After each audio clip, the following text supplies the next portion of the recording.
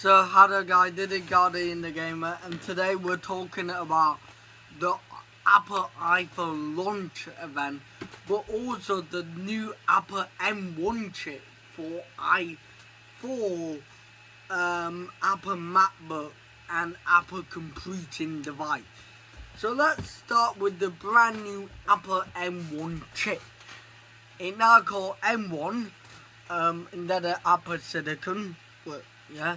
And it basically SoC made by Apple, so it's not made by Intel anymore, not made by AMD, or not made by PowerPC. It's made by Apple. The one is called the M1. It basically the same chip that you get in your iPhone and your iPad, kind of running on that processor, and they said it 50 times more faster over Intel chips.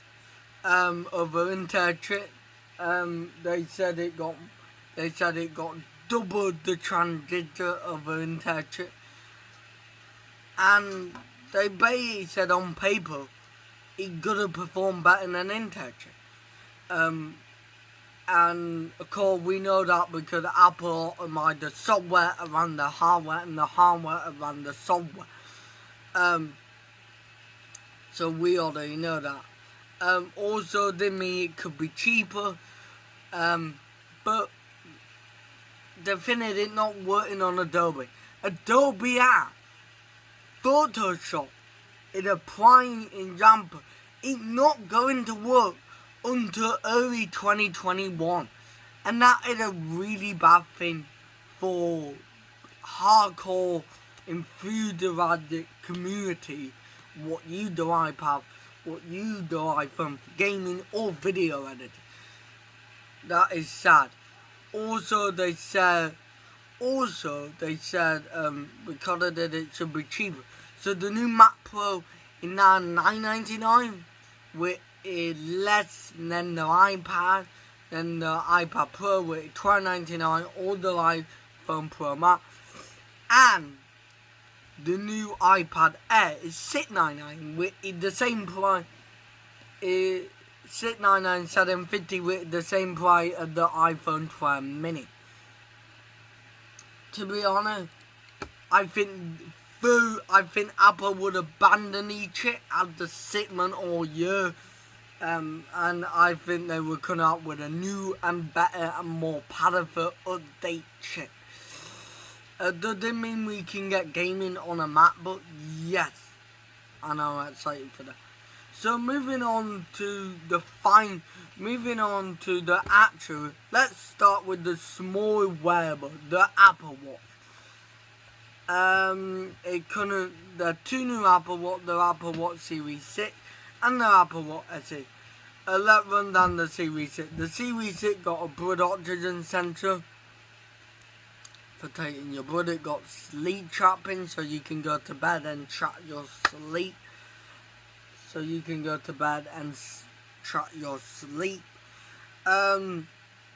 Apple Watch Series 6 also got a monitor, so it can tell you how far you're in the atmosphere below or above the atmosphere, and how far you're on ground. Also, you do get motion detection for watching your hand, which is quite new, along with new WatchOS 6. But still, and already the always on display is apparently 2 times brighter than the always on display Series 5. But still no battery life. Like, you barely get even 2 days on an Apple Watch. On my Samsung Watch, I can get 4 days with the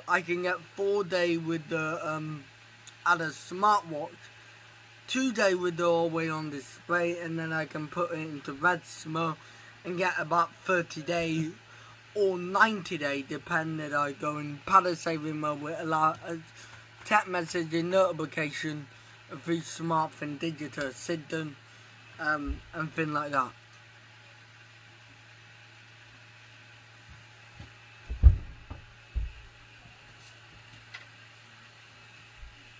and things like that. Sorry, I'm gonna have to cut that out in the final cut. Just many things like that in the new. Many things like that. So many things like that. Also that released for $3.99 and they're at $4.99. Then let me on to the Apple Watch SE. So the Apple Watch SE is using the same S6 processor or APU that they use in the Apple Watch. It's basically the Series 3 with fall detection. Where I like, but where they're all the way on display. I think if you're gonna have a smartwatch, put an AOD on. And if Apple not gonna put it on an iPhone, put it on the watch. An AOD is just gonna be better, and then it'll watch. The first thing that I should get right is watch stuff with it all the way on display. And then, cause you might not use it, it's good to have the option there. And to be honest, it's like £280, so I would just wait till the Series 5 come down in price on a Black Friday or January sale and pick that up for an extra 50 quid. Really, we could and get heart rate testing and order. But I know that.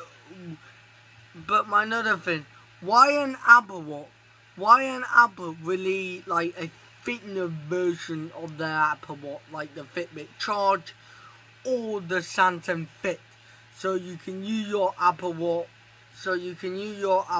Like to go to bed, or say you want to track your hair, but don't want to have the smart thing. You can do that. Why is Apple Watch not really that? I really don't know, in my opinion, why Apple haven't released that today. I really don't know. And why can't I not use my Apple Watch on an Android? With Fitbit, you can use, with Google and Samsung, you can use it on Android, iOS, and even with Fitbit, you can use it on Windows devices. Like, you can use it on Windows devices where it absolutely like rubbish, in my opinion. So yeah, let me on to iPhone. So the new iPhone 12, the 3-digit model, they're in that same spec. They come with the new ceramic glass, and whether they're all lesser padded, they're gonna be 2x, 4x drop resistant. We're gonna go. They all use 5G connectivity and cellular all across the board, and it's full 5G. So if you get the 11 or the 11 mini, if you get the 11 compared to the Pro, or the Pro, or the 11 and Pro compared to the 11 compared to the Pro Max, then you're still getting the same 5G across the board. Also, with the Pro, you are getting a AI cam, augmented reality camera, like the brand new iPad Pro, brand new iPad Pro. Really good. And the main thing about the new iPhone is they got magsafe. So they got magic in the back, and you can do car accessory, water accessory, KN accessory. They're using magsafe technology. So yeah.